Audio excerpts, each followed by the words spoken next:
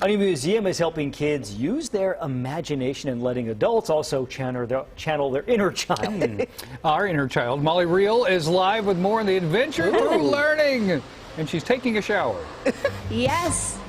Hello there. Yes, the Modesto Children's Museum is about to open, and open with a splash, literally. So this is the water exhibit, and I had to put on this sort of bib. I was literally just... Oh my gosh. It's This like is what me this washing is for. dishes.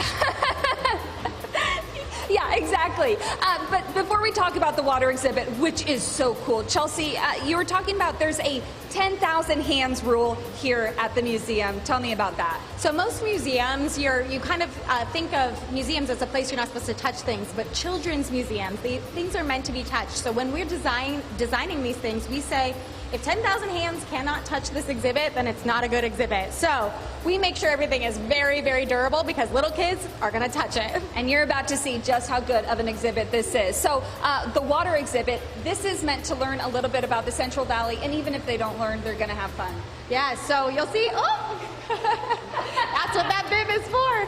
So you'll see in our water lab here, we really wanted to showcase the Central Valley. So we've got our Rainbow Falls coming as our first exhibit here, and into the river here in our exhibit that's meant to represent, lots of the rivers that come through Stanislaus County, such as the Stanislaus River.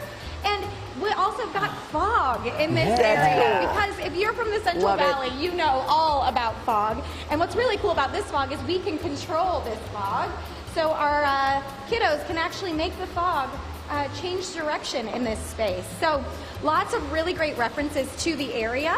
And down here, once it moves from the river, it moves into our agricultural section. So you can plant your crops or build canals or make dams and help to control the flow from the river down into either evaporation, which is what this represents.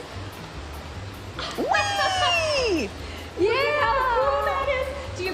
Do you remember me a few minutes ago trying to do it like this? Yeah. Well, I guess that works. You just get a little more wet. We've got evaporation and the Bernoulli principle here. And what happens at the end of the water cycle is either the water goes back into the air or it goes into the ocean. So we've got our ocean down here at the end with a giant vortex in it, which is so cool for kids to be able to touch and play with. Now, again, this is one of 10 exhibits here at Mochimu. Chelsea, this is years in the making. You're about 45 minutes from opening to the public.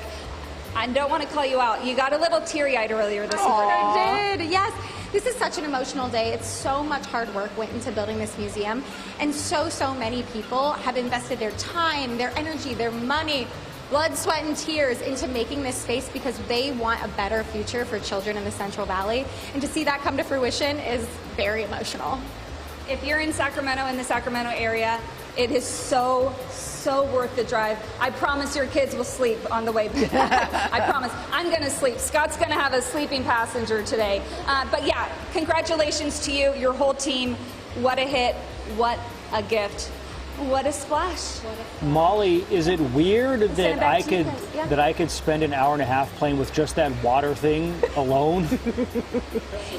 No, not weird at all. And there are going to be in the planning maybe some adult nights too that they have planned. So the big kids can come in and you can spend a whole hour here, John. Picturing me with a bunch of 6-year-olds. Watch out, kid. Trying to get to the vortex. Or with your daughter, that too. Oh my God. You're blocking the vortex. You're not doing it right. Yeah. What a fun space. All right. 45 minutes, well now 40 minutes from opening the Modesto Children's Museum known as Mochimu. Thanks, Molly. Thanks, Molly.